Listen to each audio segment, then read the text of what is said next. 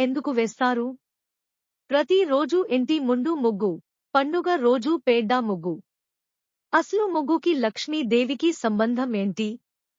మన తెలుగు ఇళ్లలో ఇంటి ముందు ముగ్గు వేయడం చాలా పాత సంప్రదాయం.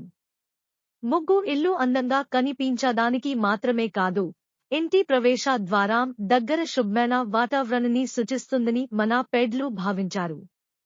ముఖ్యంగా పండుగలు, శుక్రవారాలు, వ్రతాల సమయంలో అందమైన ముగ్గులు వేయడం ఒక ఆచారంగా ఉంది. కొన్ని ప్రదేశాల్లో ముగ్గులో పసుపు, కుంకుమ పెట్టడం కూడా మనం చూడవచ్చు.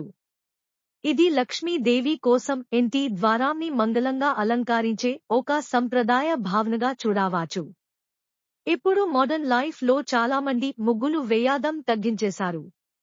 కానీ శ్రావణ మాసంలో ఒక రోజు అయినా అందమైన ముగ్గు వేసి చూడండి, మీ ఇల్లు ఎంత అందంగా మారుతుందో మీరే చూడండి.